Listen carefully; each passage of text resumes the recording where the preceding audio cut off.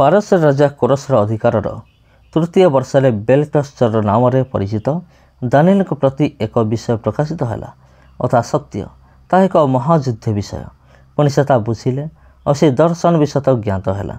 ସେ ସମୟରେ ମୁଁ ଦାନିଏଲ ପୂର୍ଣ୍ଣ 3 ସପ୍ତାହ ପର୍ଯ୍ୟନ୍ତ ଶୋକ କରୁଥିଲି।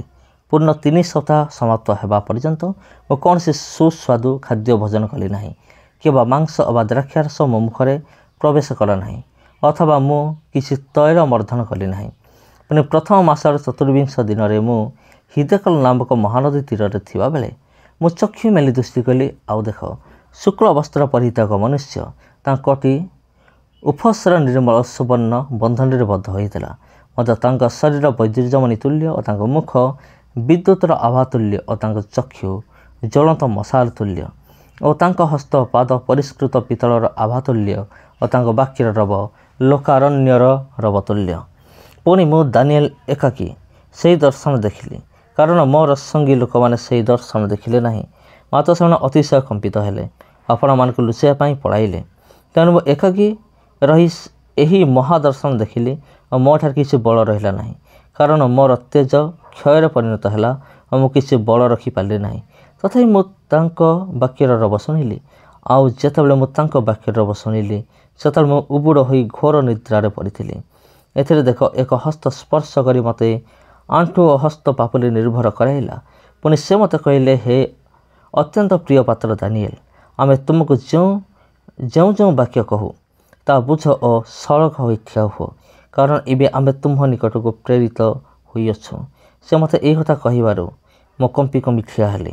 ଏଥିରେ ସେ ମୋତେ କହିଲେ, ହେ ଦାନିଏଲ, ଭୟ କର ନାହିଁ, କାରଣ ତୁମେ ଯେଉଁ ପ୍ରଥମ ଦିନରୁ ବୁଝିବା ପାଇଁ ଓ ତୁମ ପରମେଶ୍ୱରଙ୍କ ସାକ୍ଷାତରେ ଆପଣାକୁ ନମ୍ର କରିବା ପାଇଁ ଆପଣା ମନୋନିବେଶ କଲ, ସେହିଦିନଠାରୁ ତୁମ୍ଭର ବାକ୍ୟ ଶୁଣାଗଲା, ଆଉ ତୁମର ବାକ୍ୟ ସକାଶୁ ଆମ୍ଭେ ଆସିଅଛୁ। ମାତ୍ର ପାରସ୍ୟ ରାଜ୍ୟର ଅଧିପତି 21 ଦିନ ପର୍ଯ୍ୟନ୍ତ ଆମର ପ୍ରତିବାଦ କଲା। ମାତ୍ର ଦେଖ, ପ୍ରଧାନ ଅଧିପତିମାନଙ୍କର ମଧ୍ୟରୁ ମିଖାଏଲ ନାମରେ ଜଣେ ଆମର ସାହାଯ୍ୟ କରିବାକୁ ଆସିଲେ, ଆଉ ଆମ୍ଭେ ସେ ସ୍ଥାନରେ ପାରସ୍ୟର ରାଜଗଣର ସଙ୍ଗରେ ରହିଲୁ। ଏବେ ଶେଷ କାଳରେ ତୁମ୍ଭ ଲୋକମାନଙ୍କ ପ୍ରତି ଯାହା ଘଟିବ ତାହା ତୁମକୁ ବୁଝାଇ ଦେବା ପାଇଁ ଆମ୍ଭେ ଆସିଅଛୁ, କାରଣ ଦର୍ଶନ ଆହୁରି ଅନେକ କାଳ ପର୍ଯ୍ୟନ୍ତ ଅଛି। ସେ ମୋତେ ଏହି ରୂପ କଥା କହିଲା ଉତ୍ତାରେ ମୁଁ ଭୂମି ଆଡ଼େ ମୁଖ କରି ଅବାକ୍ ହେଲି। ଏଥିରେ ଦେଖ, ମନୁଷ୍ୟ ସନ୍ତାନଙ୍କର ଆକୃତି ବିଶିଷ୍ଟ ଏକ ବ୍ୟକ୍ତି ମୋର ଓଷ୍ଠାଧର ସ୍ପର୍ଶ କଲେ।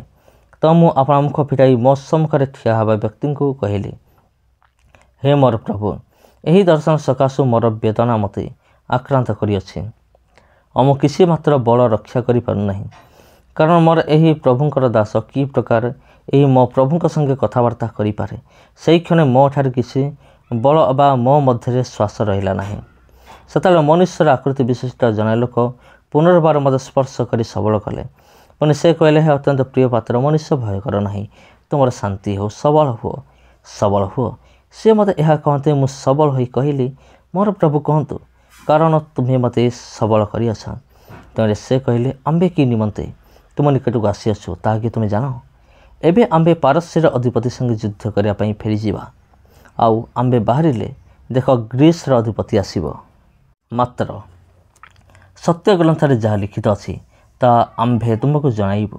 ଏମାନଙ୍କ ପ୍ରତିକୂଳରେ ଆମ୍ଭର ସାହାଯ୍ୟ କରିବା ପାଇଁ ତୁମମାନଙ୍କ ଅଧିପତି ମିଖାଏଲ ଛଡ଼ା ଆଉ କେହି ନାହିଁ।